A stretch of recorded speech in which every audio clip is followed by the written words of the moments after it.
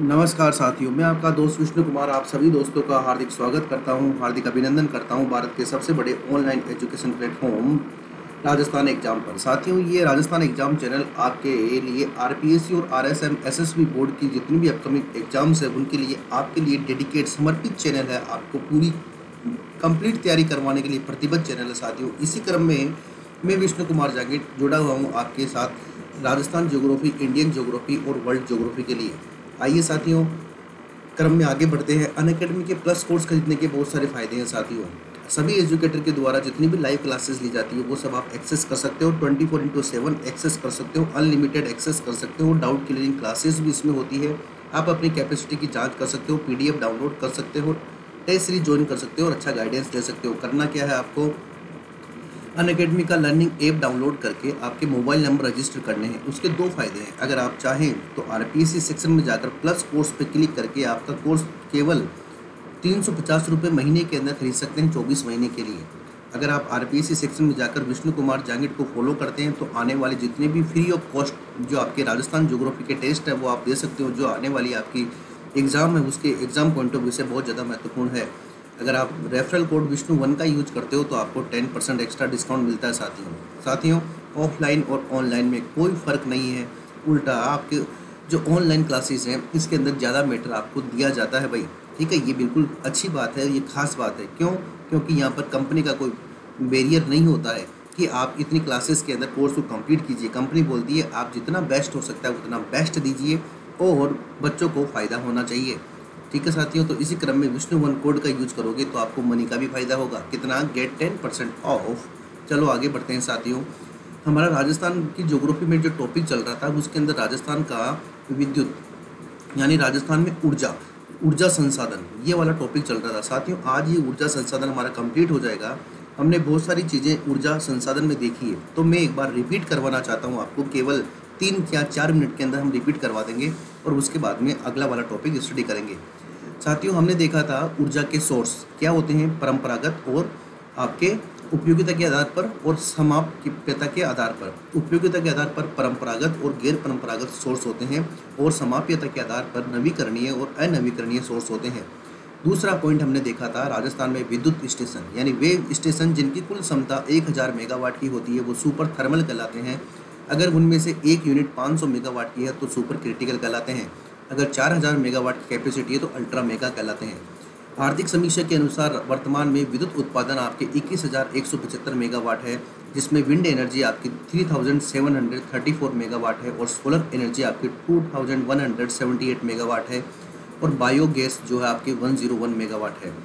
सन 2000 के अंदर 19 जुलाई 2000 के अंदर हमने 5 कंपनियों का गठन किया राजस्थान में विद्युत की व्यवस्था को सुधारने के लिए, जिसमें विद्युत का उत्पादन, विद्युत का प्रसारण और 3 विद्युत जयपुर, जोधपुर और अजमेर विद्युत वितरण निगम लिमिटेड की हमने स्थापना करी। जयपुर में 12 जिले आते हैं, अजमेर में 11 जिले आते हैं और जोधपुर विद्युत वितरण निगम में 10 जिले आते हैं साथियों। और हमारी इस काम में वर्ल्ड बैंक जो है लगातार हमारी सहायता कर रहा था। और साथियों, आप जानते हो हमारे यहाँ पर उस गैर परंपरागत ऊर्जा स्रोतों का विकास करने के लिए 3 संस्थाओं की गठन किया गया था। पहला है रेडा, राजस्थान ऊर्जा विकास एजेंसी, जनवरी 1985। दूसरा है Rajasthan state power corporation limited, 1995। इन दोनों संस्थाओं को 9 अगस्त 2002 को मिला दिया था और बनाया राजस्थान रिन्यूएबल एनर्जी कॉरपोरेशन यानी राजस्थान अक्षय ऊर्जा निगम। साथियों, ये गैर परंपरागत ऊर्जा स्रोतों के विकास, उत्पादन और प्रसारण, ठीक है, साथ ही विद्युत उत्पादन के संयंत्रों की स्थापना के कार्य देखता है। हम बात करें नीतियों की तो साथियों, गैर परंपरागत ऊर्जा सोर्स से विद्युत उत्पादन नीति 2004 में आई थी। कैप्टिव पावर प्लांट पॉलिसी जो कि प्राइवेट सेक्टर के लिए थी 1999 में आई थी। बायोमास एनर्जी 2010 में आई थी। पवन ऊर्जा नीति पहली 2000 में आई थी और वर्तमान नवीनतम 19 दिसंबर 2019 को आई है। सौर ऊर्जा नीति पहली 2011 में आई थी और वर्तमान 19 दिसंबर 2019 में आई थी साथियों। इसी क्रम में हम आगे बढ़ते हैं। इसका मुख्य उद्देश्य 2024-25 तक 30,000 मेगावाट सौर ऊर्जा का उत्पादन करना है। इसका मुख्य उद्देश्य क्या है? 30,000 मेगावाट सौर ऊर्जा का उत्पादन करना है साथियों। इसके अलावा राजस्थान के अंदर 2 प्रकार की विद्युत परियोजनाएं हैं, परंपरागत और गैर परंपरागत। जलीय ऊर्जा की बात करें तो जलीय ऊर्जा 3 प्रकार की है, राजस्थान सरकार की, राजस्थान और पड़ोसी राज्यों की और केंद्र सरकार की। राजस्थान सरकार की बात करें तो जाखम प्रतापगढ़ में 5.4 मेगावाट, अनास बांसवाड़ा में 140 मेगावाट, इंदिरा गांधी नहर परियोजना पर 23 मेगावाट। उसके बाद में राज्य के सहयोग की हमने बात करी तो भाखड़ा नागल, दूसरा हमने देखा व्यास परियोजना जो राजस्थान पंजाब हरियाणा की है, तीसरा हमने देखा माही बजाज सागर परियोजना जो राजस्थान और गुजरात की है, फिर हमने देखा मध्य प्रदेश की परियोजना और राजस्थान की परियोजना जिसे आप बोलते हो चंबल जल विद्युत परियोजना। उसके बाद हमने देखा राजस्थान और मध्य प्रदेश की राहू घाट परियोजना।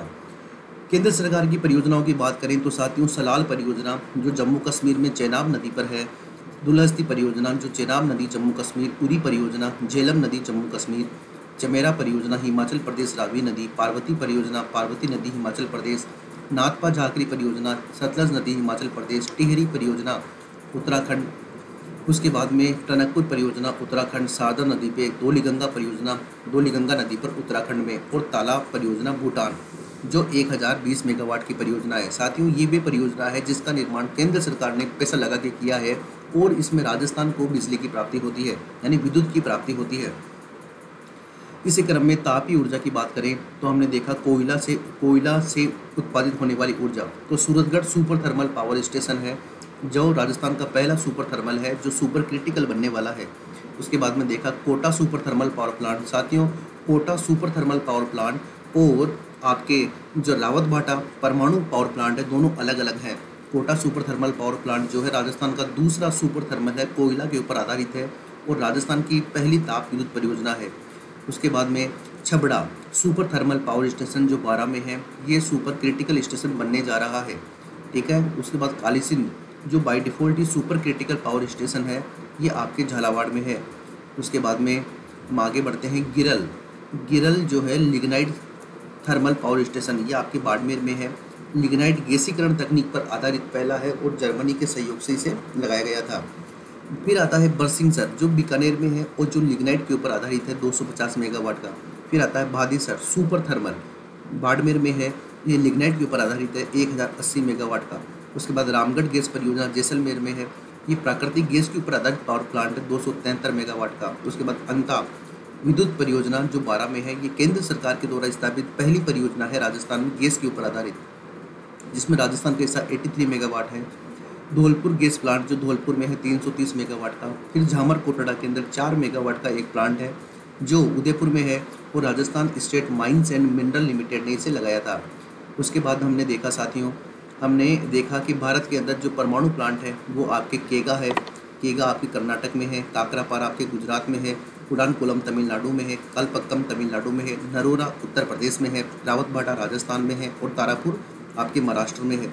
रावतभाटा की स्थापना 1972 में हुई थी। इसका management national nuclear power corporation India limited करती है। देश का दूसरा और राजस्थान का पहला पावर प्लांट है। देश का पहला तारापुर है और D2O आधारित देश का पहला बिजली घर आपके रावतभाटा है। सबसे बड़ा न्यूक्लियर पार्क है, कैपेसिटी 1080 मेगावाट है, राजस्थान का हिस्सा 412 मेगावाट है। नरोरा ये उत्तर प्रदेश में है, 440 मेगावाट कैपेसिटी है, इसका 10% यानी 44 मेगावाट आपके राजस्थान को मिलता है। प्रस्तावित 700 मेगावाट की 4 यूनिट है और बांसवाड़ा की अडीभीदी के अंदर ये प्रस्तावित है भाई, ठीक है। उसके बाद में हमने देखा विंड एनर्जी की बहुत सारी अच्छे से हमने चर्चा करी है, डिस्कशन किया है। उसके बाद हमने देखा कि विंड एनर्जी के प्लांट बहुत सारे राजस्थान में बड़ाबाग, घनसुआ, हर्ष पर्वत, अमरसागर, देवगढ़, बीठडी आदि में लगे हुए हैं। आकल पोहरा भी इसके लिए है। बायोमास एनर्जी की हमने बात करी 101 मेगावाट, राजस्थान का हिस्सा 12वां है, महाराष्ट्र पहले स्थान पर है। प्रमुख जो संयंत्र है पदमपुरा श्री गंगानगर में, सांगरिया हनुमानगढ़ में, उनियारा टोंक में, रंगपुर टोंक में, पचार बारा में और कोटपुतली जयपुर में देखे। उसके बाद हमने बात करी सोलर एनर्जी यानी सौर ऊर्जा की बात करी। इसमें राजस्थान की क्षमता में 1 नंबर है, उत्पादन में 2 नंबर है। बडला सोलर पार्क के बारे में बात करी, क्लिंटन फाउंडेशन के बारे में बात करी और इसके जो बेनिफिट्स है उसके बारे में हमने चर्चा करी। उसके बाद हमने देखा सांबर झील के ऊपर 4000 मेगावाट का एक ultra solar power plant establish होगा, उसके बारे में हमने चर्चा करी। बडला सोलर पार्क की हमने चर्चा करी। DMI सोलर पावर प्रोजेक्ट के बारे में हमने देखा और खीव सरफागी दुनिया दूरसर के अंदर जो पावर प्लांट है इसके बारे में हमने चर्चा करी सोलर एनर्जी के संबंधित। पहली सोलर ट्रेन आपके जोधपुर में चलाई गई थी। सोलर सिटी अजमेर, जयपुर और जोधपुर को बनाया गया है। इसके लिए रिसर्च सेंटर IIT जोधपुर में बनाया गया है। ऊर्जा संरक्षण निधि 2010 में ऊर्जा संरक्षण दिवस 14 दिसंबर को मनाया जाता है। प्रथम सोलर गांव लुम्बासर है। सीज का मतलब सोलर एनर्जी एंटरप्राइजेज जोन है, जिसमें जोधपुर, जैसलमेर, बाड़मेर और बीकानेर शामिल है। सोलर ऑब्जर्वेटरी आपकी मथानिया जोधपुर में लगी हुई है। ठीक है साथियों, अब हम बात करते हैं अर्थ आवर डे की। अर्थ आवर डे क्या है? ये ऑस्ट्रेलिया के अंदर सन 2007 से शुरू हुआ था और इसका मतलब क्या होता है कि मार्च के अंतिम शनिवार को, प्रत्येक वर्ष के मार्च जो महीना आता है उसका जो लास्ट सैटरडे होता है, उसको पूरी रात में लगभग 8:30 बजे से लेकर 9:30 बजे तक, यानी 8:30 to 9:30 PM सभी लाइट बंद रखते हैं। अपने इलेक्ट्रिसिटी जितने भी ट्यूबलाइट्स है, जितने भी अपने पंखे हैं, ठीक है ना, और आपके जितने भी आपके बल्ब हैं, ये सब कुछ बंद कर दिया जाता है और केवल मोमबत्तियाँ जलाई जाती है। ये इसलिए जलाई जाती है क्योंकि इस अर्थ को सेव करने के लिए जो है अवेयरनेस लाए, लोग जाने कि क्या इम्पोर्टेंट है और क्या इम्पोर्टेंट नहीं है, इसीलिए अर्थ आवर डे मनाया जाता है। और जो इंडिया है इसके अंदर 2009 में शामिल हुआ। उसके बाद बात करते हैं ग्रेस की। साथियों, ग्रेस क्या है? ग्रेस क्या है? आपके अंतर्राष्ट्रीय स्तर यानी नेशनल लेवल की एक आपकी रिसर्च इंस्टीट्यूट है, ठीक है ना, खगोलिकी अनुसंधान संस्था है, जिसकी स्थापना किसने करी थी? आपके भाभा परमाणु अनुसंधान यानी भाभा एटॉमिक रिसर्च सेंटर जो आपके महाराष्ट्र और मुंबई में है, इसने इसकी स्थापना करी थी। और ये कहाँ पर स्थापना करी थी इस खगोलिकी अनुसंधान संस्था की? ये माउंट आबू में करी थी। और यहाँ पर टेलीस्कोप लगाए गए हैं 4। एक का नाम है मेस्ट। क्या नाम है? मेस्ट। एक का नाम है वेस्ट, एक का नाम है टेक्टिक और एक का नाम है मिस्टिक। ये 4 टेलीस्कोप लगे हैं आपके माउंट आबू में, जो किस में लगे हैं? खगोलिकी अनुसंधान संस्था में, जिसे ग्रेस बोलते हैं। और ये जो है भाभा परमाणु अनुसंधान जो कि महाराष्ट्र मुंबई में है, इसके द्वारा स्थापित किया गया है। अब हमारा आज का टॉपिक है इकोनॉमिक सर्वे, जो आर्थिक समीक्षा है। इसकी जितनी भी योजनाएं हैं आपके राजस्थान में विद्युत से संबंधित, इनके बारे में चर्चा करने की बात अब शुरू होती है। तो देखो साथियों, राजस्थान में मार्च 2019 तक उपभोक्ताओं की संख्या 156.61 लाख थी, जो कि 3.91% की वृद्धि के साथ में दिसंबर 2019 तक 162.74 लाख हो गई है। साथियों, क्या याद रखना है? कितनी वृद्धि हुई उपभोक्ताओं में? 3.91% की वृद्धि हुई। और वर्तमान में कितने विद्युत के उपभोक्ता है? 162.74 लाख आपके विद्युत के उपभोक्ता है। ये 2 बातें आपको याद रखनी है। ये 2 बातें आपके लिए बहुत ज़्यादा महत्वपूर्ण है, क्योंकि ये आपके आर्थिक समीक्षा इकोनॉमिक सर्वे, जो कि राजस्थान सरकार का डॉक्यूमेंट होता है, 2019-20 के अंदर लिखी हुई है। आगे बात करते हैं ग्रामीण विद्युतीकरण की। ग्रामीण विद्युतीकरण का मतलब होता है, एक तो शहर होता है, एक गांव होता है। तो गांवों के अंदर कितनी इलेक्ट्रिसिटी पहुंच गई है, कितनी ढाणियों में, कितने छोटे छोटे कस्बों के अंदर इलेक्ट्रिसिटी पहुंच गई है, इसी के बारे में बात कर रही है ये पॉइंट। तो देखो, राजस्थान में 1.14 लाख ढाणियों में से, राजस्थान में कितनी ढाणियाँ हैं? 1.14 लाख ढाणियाँ हैं। इसमें से 1.09 लाख ढाणियों में विद्युतीकरण कर दिया गया है। यानी 1.14 में से 1.09 लाख ढाणियों का क्या कर दिया गया है? विद्युतीकरण कर दिया गया है। और साथियों, 93.88 लाख यानी 93.88 लाख जो आपके ग्रामीण परिवार है, इनको क्या कर दिया गया है? विद्युतीकरण से लाभान्वित कर दिया गया है। यानी हमारे जो टोटल गांव है उसमें से 93.88 लाख ग्रामीण परिवारों को हमने विद्युत की सप्लाई कर दी है। ऐसा राजस्थान सरकार दावा करती है भाई। ठीक है, आगे बढ़ते हैं साथियों। एक परियोजना है दीनदयाल उपाध्याय ग्राम ज्योति योजना। नाम से ही पता है, ग्राम का मतलब ग्रामीण क्षेत्र और ज्योति का मतलब है विद्युत से संबंध। यानी दीनदयाल उपाध्याय ग्राम ज्योति योजना जो 2015 में शुरू हुई थी, उसकी क्या खास बात है? तो देखो, इसका उद्देश्य क्या है? ग्रामीण क्षेत्र में जो विद्युत वितरण का नेटवर्क है उसको मजबूत करना और ग्रामीण आबादी जो है उसे घरेलू उपभोक्ताओं को विद्युत सुविधाएं प्रदान करना। यानी एक क्या है, आपके जो नेटवर्क है, विद्युत वितरण का जो नेटवर्क है, इसको क्या करना? इसे मजबूत करना सबसे महत्वपूर्ण। तो ये इसका मुख्य उद्देश्य है। और दूसरा उद्देश्य क्या है? ग्रामीण आबादी क्षेत्रों में रहने वाले घरेलू उपभोक्ताओं को विद्युत सुविधाएं प्रदान करना। ये 2 बातें हैं आपकी दीनदयाल उपाध्याय ग्राम ज्योति योजना, जो कि सन 2015 में शुरू हुई थी। इसकी मुख्य बातें हैं। देखो कितनी महत्वपूर्ण योजना है। मुझे पता है ये टॉपिक बोरिंग आपको लग रहा है, लेकिन आपको लगे तो लगे साथियों, मैं इसमें कुछ नहीं कर सकता। क्यों? क्योंकि एग्जाम पॉइंट ऑफ व्यू से बहुत ज़्यादा महत्वपूर्ण है। जहाँ पर भी पेपर सेट होते हैं वहाँ पर इकोनॉमिक सर्वे उनके हाथ में रहता है और वहीं से वो कई प्रश्न, कम से कम 100 में से आप मान के चलिए 7-8 प्रश्न आपके 10 तक प्रश्न जो है इकोनॉमिक सर्वे से बना दिए जाते हैं। तो देखो 12th 5 ईयर प्लान की बात करें तो उसके अंदर 1453 करोड़ रुपए की, ठीक है ना, 28 परियोजनाएं पूर्ण हो चुकी थी, यानी इस योजना के तहत। उसके बाद में देखो 2805 करोड़ रुपए की 33 परियोजनाएं और स्वीकृत की गई है। तो देखो 1400 करोड़ और 2800 करोड़, अब मान के चलिए 4200 करोड़ रुपए खर्च कर चुके हैं दीनदयाल उपाध्याय ग्राम ज्योति योजना पे, ठीक है ना। इसलिए बहुत ज़्यादा महत्वपूर्ण योजना है, कोई छोटी योजना नहीं है। आगे बढ़ते हैं। दूसरी आती है साथियों सौभाग्य योजना। सौभाग्य योजना क्या है, आपके सन 2017 में शुरू हुई थी। इसका मुख्य उद्देश्य क्या है, शहरी एवं ग्रामीण क्षेत्रों के सभी इच्छुक परिवारों को विद्युत उपलब्ध कराना, यानी शहरी क्षेत्र में और ग्रामीण क्षेत्र में सभी कौन से परिवारों को, इच्छुक परिवारों को विद्युत उपलब्ध करवाना ही इस योजना का मुख्य काम है। साथियों इसका नारा क्या है, सहज बिजली हर घर बिजली। क्या नाम है, सहज बिजली। सहज का मतलब है बड़ी आसानी से कनेक्शन मिल जाए, सहज बिजली। और दूसरा हर घर बिजली, यानी प्रत्येक घर में क्या हो, बिजली हो। ये इसका क्या है साथियों, नारा है, सहज बिजली हर घर बिजली। आपसे पूछा जा सकता है कि सहज बिजली हर घर बिजली किससे संबंधित है, सौभाग्य योजना से संबंधित है, दीनदयाल उपाध्याय ग्राम ज्योति योजना से संबंधित है, या किससे है, ठीक है। तो देखो ये योजना 11 अक्टूबर 2017 को प्रारंभ हुई थी। और किसने प्रारंभ करी थी, भारत सरकार ने प्रारंभ करी थी। इसके द्वारा सौभाग्य योजना के अंतर्गत 663 करोड़ रुपए की राशि, ठीक है ना, और 1127 करोड़ रुपए की राशि ये आवंटित की गई है। आप इतना ही ध्यान रखो, सौभाग्य योजना, सहज बिजली हर घर बिजली योजना शहरी और ग्रामीण क्षेत्र के इच्छुक परिवारों को 11 अक्टूबर 2017 से प्रारंभ की गई है। आगे बात करते हैं इंटीग्रेटेड पावर डिस्ट्रीब्यूशन सिस्टम। साथियों इंटीग्रेटेड पावर डिस्ट्रीब्यूशन सिस्टम क्या होता है, इंटीग्रेटेड पावर डिस्ट्रीब्यूशन सिस्टम के अंतर्गत शहरी क्षेत्रों में विद्युत तंत्र के सुदृढ़ीकरण एवं विद्युत क्षीजत को कम करने के लिए, देखो क्या लिखा हुआ है, विद्युत वितरण नेटवर्क को मजबूत बनाना। कहाँ पर मजबूत बनाना, शहरी क्षेत्रों में। ग्रामीण क्षेत्रों में विद्युत तंत्र को मजबूत बनाने के लिए क्या चल रही है, दीनदयाल उपाध्याय ग्राम ज्योति योजना चल रही है। अब शहरी क्षेत्र में विद्युत तंत्र को मजबूत बनाने के लिए क्या चल रहा है, विद्युत तंत्र को मजबूत बनाने के लिए इंटीग्रेटेड पावर डिस्ट्रीब्यूशन सिस्टम। इसका दूसरा उद्देश्य क्या है, विद्युत की क्षीजत कम करना। क्षीजत कैसे होती है, जब विद्युत एक स्थान से दूसरे स्थान पर आपके वायर्स के माध्यम से आती है तो भी क्षीजत होती है, और बीच में कई जगह बिजली की चोरी होती है तो उससे भी बिजली की क्षीजत होती है, ठीक है ना।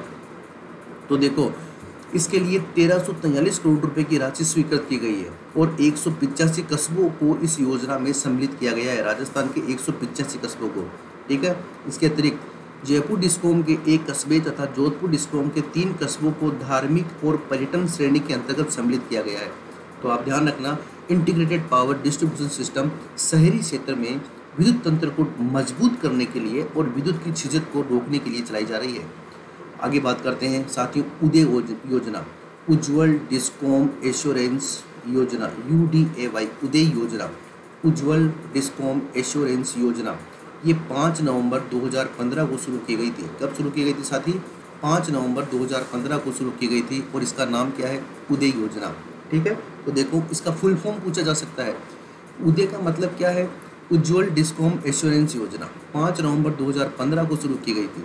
भारत सरकार के द्वारा राजस्थान के विद्युत वितरण कंपनियों के परिचालन और वित्तीय रूप से दक्षता में सुधार करने के लिए 2 काम करने हैं इसको। नंबर 1 विद्युत वितरण कंपनियों के परिचालन, ठीक है, और वित्तीय रूप से दक्षता में सुधार, ये 2 काम करने हैं। परिचालन और दक्षता में सुधार लाने के उद्देश्य से उज्ज्वल डिस्कॉम एश्योरेंस योजना को आरंभ किया गया है। सबसे महत्वपूर्ण बात है भाई, और बहुत ज़्यादा महत्वपूर्ण स्कीम भी है, ठीक है ना, इसलिए विशेष रूप से फोकस कीजिएगा। उज्ज्वल डिस्कॉम एश्योरेंस योजना, उदय का फुल फॉर्म क्या है, उज्ज्वल डिस्कॉम एश्योरेंस योजना, यानी डिस्कॉम कंपनियों को एश्योरेंस करती है। ये क्या एश्योरेंस करती है कि साहब आपकी जो परिचालन क्षमताएं हैं, आपकी जो रनिंग जो आपका प्रोसेस है उसमें आप थोड़ा चेंज कीजिए और वित्तीय रूप से दक्षता में सुधार कीजिए, ठीक है, जिससे आपका घाटा कम हो और हम आपको कुछ पैसा देते हैं जिससे आपका नुकसान ज़्यादा नहीं होगा। यही मुख्य उद्देश्य है और किसने शुरुआत करी थी? भारत सरकार ने। अगली बात करते हैं उजाला योजना। साथियों, इतनी महत्वपूर्ण योजना है कि मलेशिया तक देश ने इसको अपनाया है। हाँ, उजाला का मतलब क्या है? Unnat Jyoti affordable LED for all. Ujala UGALA, Ujala योजना। देखिए, उजाला का मतलब क्या है? Unnat Jyoti affordable LED for all. LED का मतलब क्या होता है? एलईडी का मतलब होता है जो बल्ब की जगह हम काम में लेते हैं ना, दूसरा प्रकार का बल्ब, उसे एलईडी बोलते हैं। इसमें विद्युत का कंजप्शन जो है वो कम होता है। 1 मई 2015 को शुरू की गई थी। साथियों, ध्यान रखना, सौभाग्य योजना 2017 में शुरू की गई थी, ठीक है ना, और आपके उजाला योजना 2015 में शुरू की गई थी, और दीनदयाल ग्राम ज्योति योजना 2015 में शुरू की गई थी। देखो, इसका मुख्य उद्देश्य क्या है? ऊर्जा दक्षता का संदेश प्रसारित करना। नाम ही क्या है? जब उन्नत Jyoti affordable LED for all कर दिया नाम आपने, तो फिर बचा क्या है? तो ये ऊर्जा दक्षता का संदेश देने के लिए ये काम कर रही है। तो देखो, राजस्थान सरकार का ऊर्जा दक्षता सेवा लिमिटेड, ये एक संस्था है, और भारत सरकार की सहायता से ऊर्जा दक्ष उपकरणों यथा LED bulb, LED tubelight, LED पंखों के उपयोग को बढ़ावा दे रही है, ठीक है ना। और इस योजना के अंतर्गत देखिए आप 1,02,182 कम ऊर्जा खपत वाले पंखे और ना 163.92 लाख एलईडी और 3.10 लाख ट्यूबलाइट जो 20 वोट की है का वितरण किया जा चुका है। इसका ध्यान रखना, 20 वोट का, कि कितने 20 वोट की एलईडी ट्यूबलाइट का वितरण करती है। ऊर्जा दक्षता का संदेश देने के लिए राजस्थान सरकार की ऊर्जा दक्षता सेवा लिमिटेड और भारत सरकार के द्वारा उन्नत Jyoti affordable LED for all योजना, जिसका नाम है उजाला, जो 2015 से शुरू की गई है। उसके बाद देखिए PM कुसुम योजना 1 फरवरी 2018 को शुरू की गई थी। साथियों, इसका क्रक्स क्या है कि जो किसान लोग हैं वो किसान लोग अपनी ज़मीन में जो है सोलर का जो है सेटअप लगा सकते हैं, ठीक है। दूसरा, डीजल पंप की जगह सौर पंप का यूज कर सकते हैं, ठीक है ना, और अपनी बची हुई एक्सेस बिजली को सरकार को भी सप्लाई कर सकते हैं। इस प्रकार की योजना है PM कुसुम योजना, और इसके लिए पहले वर्ष के लिए 325 मेगावाट का लक्ष्य रखा गया है। कितना मेगावाट का? 325 मेगावाट इस प्रकार की विद्युत का उत्पादन करने का लक्ष्य रखा गया है। तो देखो, PM कुसुम योजना 1 फरवरी 2018 भारत सरकार के द्वारा शुरू की गई सोलर पंपों का वितरण करने और सौर ऊर्जा संयंत्र को स्थापित करने के लिए मुख्य रूप से ये परियोजना लागू की गई है। इसका पहला घटक है कि प्रथम वर्ष में 325 मेगावाट का लक्ष्य दिया गया है कि इतना विद्युत का उत्पादन करेंगे, और प्रत्येक किसान 0.5 मेगावाट से 2 मेगावाट तक की विद्युत का उत्पादन कर सकता है। ऐसा नहीं कि वो 500 मेगावाट का प्लांट लगा रहा है, इतना न तो इन्वेस्टमेंट कर पाएगा न कुछ और। दूसरी बात है 25,000 जो है सोलर पंप देने का लक्ष्य रखा गया है पहले साल में। उसके बाद में 12,500 सोलर पंप सेट देने का लक्ष्य रखा गया है। राजस्थान के अंदर 3 इंपॉर्टेंट कंपनियां हैं, ठीक है ना। एक आपके मेसर सौर ऊर्जा कंपनी ऑफ राजस्थान लिमिटेड, सुराज। आपसे पूछा जा सकता है सुराज का मतलब क्या है, तो क्या मतलब है सुराज का? सौर ऊर्जा कंपनी ऑफ राजस्थान लिमिटेड, ठीक है ना, सुराज। दूसरी कंपनी है messrs Adani renewable energy park Rajasthan limited. तीसरी है मेसर्स एसेल सौर ऊर्जा कंपनी ऑफ राजस्थान लिमिटेड। साथियों, एक स्कीम और चल रही है जिसे बोलते हैं सोलर रूफ टावर परियोजना। साथियों, सोलर रूफ टावर का मतलब क्या होता है? जितनी भी गवर्नमेंट की बिल्डिंग है या जितनी भी सरकारी कार्यालय हैं, उनकी छत के ऊपर सौर पावर प्लेटें लगाएंगे और उससे बिजली का उत्पादन करेंगे। इसे ही आप सोलर रूफ टावर परियोजना कहते हैं, ठीक है। और देखिए साथियों, इसके अंदर क्या अनुदान भी दिया जाता है। तो देखो, 2019 तक अनुदान योजना के तहत 37 मेगावाट और बिना अनुदान योजना के तहत 169 यानी 169 मेगावाट के रूफटॉप संयंत्र की स्थापना की है। यानी इसके अंदर अनुदान दिया जाता है और अनुदान नहीं भी दिया जाता, ठीक है ना। जहाँ पर अनुदान दिया जाता है वहाँ पर 37 मेगावाट बिजली का उत्पादन शुरू हो गया है, और जहाँ पर नहीं दिया जाता वहाँ पर 169 मेगावाट जो है रूफटॉप संयंत्रों की स्थापना की जा चुकी है भाई, ठीक है ना। बात समझ गए? ये इंपॉर्टेंट बात है आपकी सोलर रूफ टावर पावर परियोजना की। साथियों, उसके बाद हम बात करते हैं राजस्थान की। अगर हम बात करें तो देखो, राजस्थान अक्षय ऊर्जा प्रसारण निवेश कार्यक्रम, ये एडीबी एक बैंक है आपके एशियन डेवलपमेंट बैंक, ठीक है, जिसका मुख्यालय आपके फिलीपींस मनीला में है, दक्षिण पूर्वी एशियाई देश है। राजस्थान अक्षय ऊर्जा प्रसारण निवेश कार्यक्रम, ठीक है ना, ये एशियाई विकास बैंक की परियोजना है और $500 मिलियन की परियोजना है। राजस्थान अक्षय ऊर्जा प्रसारण विकास निगम राजस्थान अक्षय ऊर्जा प्रसारण निवेश कार्यक्रम, ठीक है ना, एशियन डेवलपमेंट 500 मिलियन की परियोजना है, ठीक है। और साथियों ये परियोजना आपको इतनी ही ध्यान रखनी है कि ये किसके द्वारा चलाई जा रही है। इसका मुख्य उद्देश्य पश्चिमी राजस्थान में जो अक्षय ऊर्जा है उसका जो प्रसारण नेटवर्क है, उसको मजबूत करना है। इसी क्रम में आगे बढ़ते हैं। देखो, विद्युत प्रसारण प्रणाली क्षमता को विकसित करना है और निजी क्षेत्र को बढ़ावा देना इसका मुख्य उद्देश्य है भाई। ऐसे ही एक परियोजना है ग्रीन एनर्जी कॉरिडोर परियोजना। ये जर्मनी की एक संस्था है KfW। कौन संस्था है? KfW। ये कहाँ की है? ये आपके जर्मनी की संस्था है साथियों। इसके द्वारा आपकी ग्रीन एनर्जी कॉरिडोर प्रोजेक्ट चल रहा है, ठीक है। और आगे बढ़ते हैं। इस परियोजना के द्वारा देख लो आप, आर्थिक विकास विभाग और भारत सरकार के दोनों के माध्यम से जो है ये परियोजना चल रही है भाई, ठीक है। तो ये कुछ महत्वपूर्ण परियोजना थी मेरे प्यारे साथियों, आपकी विद्युत उत्पादन, विद्युत वितरण और विद्युत को प्रसारण को लेकर ये योजनाएं बड़ी महत्वपूर्ण है।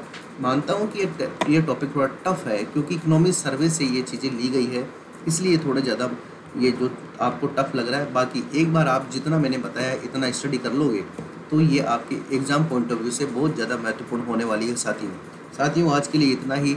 और इसी क्रम में हमारे राजस्थान का जो एनर्जी रिसोर्सेज यानी राजस्थान में ऊर्जा संसाधन टॉपिक था ये कंप्लीट हो गया है। अब कल से नए टॉपिक की शुरुआत करते हैं साथियों। तब तक के लिए नमस्कार, अपना ध्यान रखिए, स्वस्थ रहिए, खुश रहिए, मस्त रहिए। और वाईफाई 2.0 पर शाम को 5 बजे लाइव ज्योग्राफी आप देख सकते हैं, रात को 9 बजे टेस्ट दे सकते हैं। और विष्णु 1 रेफरल कोड का यूज करके बेहतर तरीके से, शानदार तरीके से आप इंडियन ज्योग्राफी और राजस्थान ज्योग्राफी का स्टडी कर सकते हैं मेरे साथ में, बिल्कुल सुबह 9 बजे, ठीक है साथियों। तो आज के लिए इतना ही। एक बात का और ध्यान रखिए, जब तक दवाई नहीं तब तक ढिलाई नहीं। ध्यान रखना, कोरोना बहुत ज़्यादा दिक्कत करता है, इसलिए थोड़ा इससे बच के रहिए। टेक केयर साथियों। जय हिंद, जय भारत।